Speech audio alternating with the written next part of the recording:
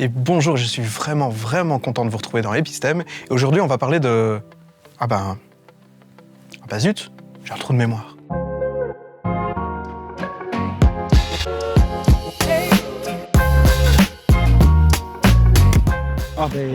Des tartines. J'ai fait pas le dîner à midi. J'ai mangé des tartines au jambon italien. Du riz. Oui, je me rappelle, mais j'ai rien mangé. Tartine avec de la charcuterie. Oui, une tartine. Et pour se rappeler de ce que vous avez mangé hier à midi, il faut de la mémoire. Et la mémoire, c'est la faculté de votre esprit à comprendre, enregistrer, stocker et puis restituer des informations, par exemple sur des choses que vous avez vécues. Et pour ça, notre cerveau possède des dizaines de milliards de neurones qui l'aident à faire toutes ces actions. Mais parfois, accéder aux informations stockées dans la mémoire est plus difficile. Par exemple, que me répondez-vous si je vous demande ce que vous avez fait en avril 1990 ? Oh non, du tout. Non. Alors là, pas du tout. C'est trop loin. Non. Oh non, ça fait fort loin ça. Hein. Mais oui monsieur, ça fait fort loin. Mais rassurez-vous, oublier c'est tout à fait naturel et c'est un processus donc qui s'écoule au fur et à mesure du temps. Quand on apprend quelque chose, le cerveau est capable de la stocker, mais on l'oublie progressivement sans jamais tout oublier des informations qu'on a apprises. C'est ce qu'on appelle la décroissance de l'oubli. Et puis pour vous rappeler de quelque chose, il y a 2 astuces. La première, c'est de se souvenir, le plus régulièrement possible. Et puis les étudiants le savent, pour se rappeler de quelque chose, il faut l'étudier et encore l'étudier. Le fait de revoir les mêmes informations permet de les fixer plus longtemps dans la mémoire. Une deuxième manière de bien étudier est de communiquer sur ce souvenir. La communication, qu'elle soit donnée ou reçue, permet en effet de mieux consolider le souvenir. Et donc, il peut y avoir des situations dans lesquelles une convergence de mémoire entre personnes peut apparaître. Alors c'est un petit peu compliqué, je vous explique ce que ça veut dire. La convergence de mémoire, c'est le fait que des gens parlent d'une situation qui n'a jamais eu lieu et pensent s'en souvenir comme s'ils y étaient. Ça peut créer donc du lien dans une société, mais aussi des souvenirs d'une société, d'événements qui ne se sont jamais passés. Alors je voulais rajouter un truc, je l'ai sur le bout de la langue. J'oublie souvent les mêmes choses. Ça vous arrive à vous ? Tout le temps. Ça dépend quoi. Hein. Pas beaucoup, non, ça va. Langue et ça ne vous revient pas. Oui. Très souvent. Non. Et au bout du compte, vous finissez par retrouver ce que vous aviez sur le bout de la langue? Vraiment pas, non. Non, même quelques jours après? Si, ça oui. Oui, ce que je mange, les cours aussi parfois. Oui, c'est vrai, ça m'arrive souvent. Mon journal de classe, oui, mon plumier. Tout le temps. Oui, c'est moi aussi, moi. Et oui, on est bombardé de dates d'anniversaire, de mots de passe, de codes, etc. à retenir. Et puis parfois, on les a sur le bout de la langue, mais ça ne veut pas revenir. Alors, ce qui s'est passé, c'est que le cerveau les a bien stockés, mais il n'arrive pas à les faire revenir à l'avant. Et donc, on est un petit peu bloqué. Je vais vous donner quelques astuces pour éviter que ça n'arrive trop souvent. La première astuce, c'est de donner du contexte à ce qu'on apprend. Et c'est une astuce qui, hélas, a un revers. Par exemple, si le code de votre carte bancaire est une date de naissance, c'est plus facile à retenir, mais c'est aussi plus dangereux si votre carte est volée. Pour retenir un prénom, pour le faire ressurgir de votre mémoire, vous pouvez réciter l'alphabet, votre cerveau va scruter les différentes lettres, et puis en arrivant sur la bonne, pourra plus facilement faire revenir le prénom que vous cherchez. Et puis finalement, vous pouvez simplement passer à autre chose. Dans ce cas-là, votre cerveau va continuer en fond à réfléchir au problème que vous lui avez posé et l'info peut revenir après quelques heures ou quelques jours. Et puis, oublier des actes quotidiens, comme par exemple de vider le lave-linge, c'est plus surprenant, c'est plus rare, mais ça arrive et c'est tout à fait normal. Je peux quand même vous donner 2 astuces pour éviter que ça vous arrive trop souvent. La première, c'est d'être plus conscient de ces actes. Ne les faites pas en mode automatique et dites-vous, en faisant l'acte, ce que vous êtes en train de faire et ce que vous ne devez pas oublier ensuite. Et la deuxième, c'est de faire des associations d'idées. C'est le fameux mouchoir qu'on plie au fond de sa poche. Quand on retrouve le mouchoir noué, on sait ce qu'on doit faire. Enfin, dernière chose, la mémoire est fortement influencée par le stress. Lors de périodes stressantes, le cerveau va relâcher des hormones qui vont influencer l'hippocampe qui est le siège de votre mémoire et donc diminuer un encodage efficace dans la mémoire à long terme. C'est un peu flou, mais je vous explique ça dans une seconde.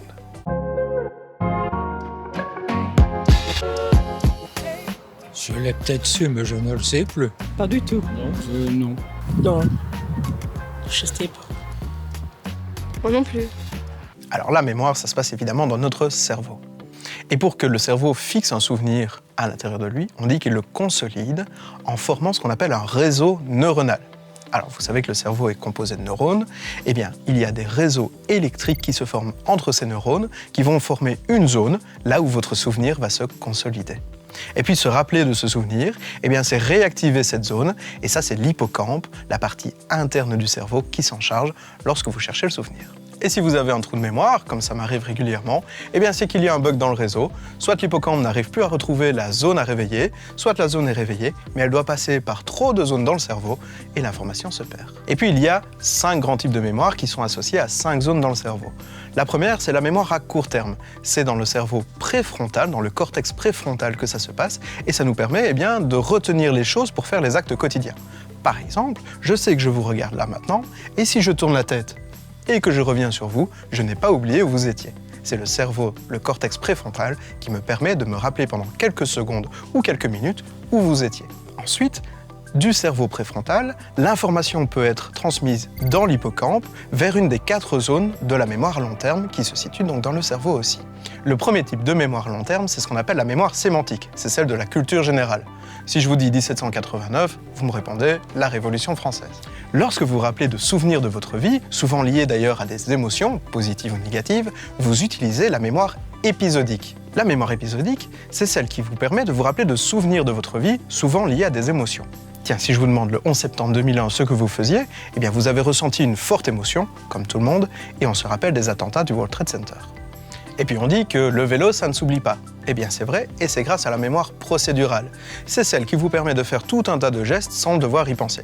Faire du vélo, marcher, bâiller, etc. Finalement, lorsque vous sentez par exemple l'odeur d'une banane et que vous arrivez à la reconnaître, ou que vous reconnaissez le bruit bien connu du générique d'Épistème, c'est grâce à votre mémoire perceptive, c'est celle qui est liée donc à vos sens.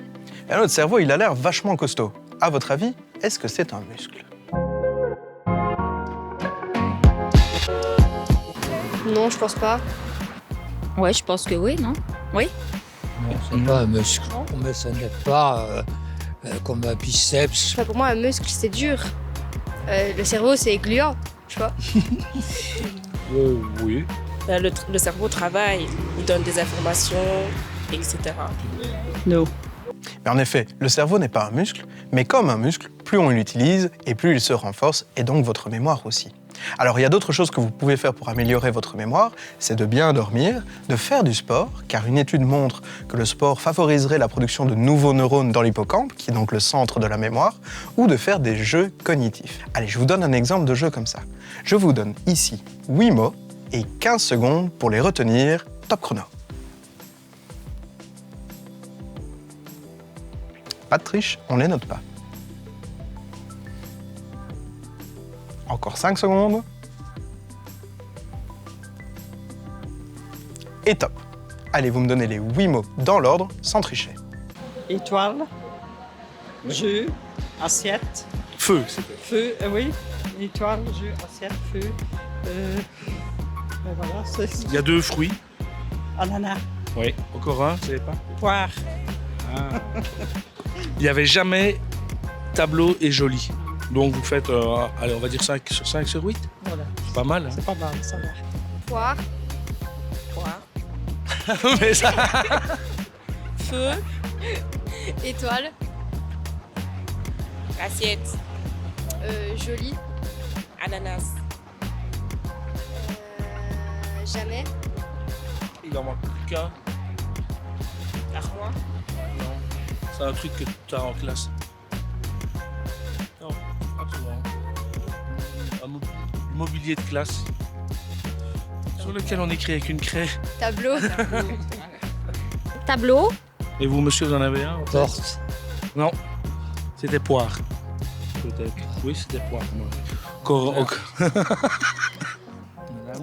Étoile. Jamais. Peu. Ouais. Feu. Ah oui, feu. Oui, feu. Alors, je pense qu'il y avait encore un fruit. Banane. Et non, un fruit exotique. Ananas. Ananas. Quelque chose qu'on trouve dans le ciel, la nuit. Étoile. Oui, on l'avait dit Oui, peut-être. c'est- Vous voyez, j'ai pas de mémoire. Vois ça.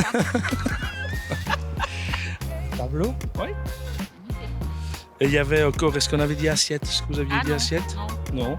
Je le dis, assiette. Bien joué. Il n'y avait jamais, je crois qu'on n'a pas J'ai dit dit, aussi. j'ai dit. Vous l'avez dit? Oui. Une poire cuite au feu ne doit jamais être mélangée à de l'ananas, même taillée en étoiles, pour qu'une jolie assiette ressemble à un tableau de maître. Et bien cette phrase ne veut rien dire, et pourtant elle donne du contexte aux 8 mots que je vous ai demandé de retenir. Et grâce à ça, vous auriez normalement plus facile de les retenir. Donc le conseil, c'est quoi? C'est de contextualiser les informations abstraites que vous devez retenir. Le code de la carte de banque, trouvez une petite histoire qui raconte les 4 chiffres et vous aurez plus facile de le retenir. Et puis malgré tous ces conseils, il peut arriver que la mémoire nous joue un peu des tours, c'est ce qu'on appelle le déjà-vu. Souvent quand même, ouais. Là, c'est des rêves, prenons d'histoire, on va dire. C'est perturbant, ouais. Mais ça peut être vrai, ça peut exister. D'être déjà allé dans une place où on n'y était jamais allé. Oui, ça, j'ai vécu. Et c'était pas ici en Belgique, pourtant. J'étais en France. Ah oui. J'ai pensé, je suis déjà venue ici, pourtant, nous. Ah oui, beaucoup de fois. Ouais, beaucoup de fois. Ouais, ça m'arrive. C'est bizarre. C'est bizarre. C'est possible, mais quand j'étais plus jeune, peut-être. Oui. Ouais. Genre, parfois en cours, je vois quelque chose et je me dis, mais j'ai déjà fait ça ou quelque chose comme ça. C'est bizarre. C'est une sensation bizarre? Ouais. Mais c'est pendant quelques secondes, hein. Oui. C'est pas longtemps. Mais c'est trop bizarre. Et le déjà-vu, c'est ce qu'on appelle la paramnésie, littéralement à côté de la mémoire. On n'est pas sur un processus classique de mémorisation, et je vais vous expliquer comment ça marche. Donc, pour que le cerveau fasse remonter un souvenir, il faut que l'hippocampe aille le chercher dans la mémoire à long terme. Mais si ce souvenir doit traverser plusieurs zones du cerveau, il peut être modifié en cours de route. Alors, notre cerveau peut pallier à ce problème en ayant des zones de contrôle, comme l'hippocampe justement. Quand vous vivez une situation, le cortex préfrontal va l'analyser et discuter avec l'hippocampe pour lui demander de faire remonter des souvenirs. Si le souvenir demandé à l'hippocampe est modifié en cours de route, comme c'est un organisme de contrôle, l'hippocampe va le supprimer et faire revenir à la place un souvenir qui n'a aucune substance, complètement vide. Le cerveau va donc comparer un souvenir vide avec ce que vous êtes en train de vivre, et ce que vous êtes en train de vivre sera alors perçu comme un souvenir, alors que vous ne l'avez jamais perçu. Et la preuve de ce mécanisme, c'est qu'il est impossible de dire où et quand vous avez déjà vécu le déjà-vu. Et oui, le souvenir remonté par l'hippocampe était donc sans substance, vide, factice, vous ne l'avez donc jamais vécu. Allez, j'espère que vous allez bien retenir toutes les informations de cet épisode d'Épistème, et je vous donne rendez-vous très bientôt pour un prochain numéro.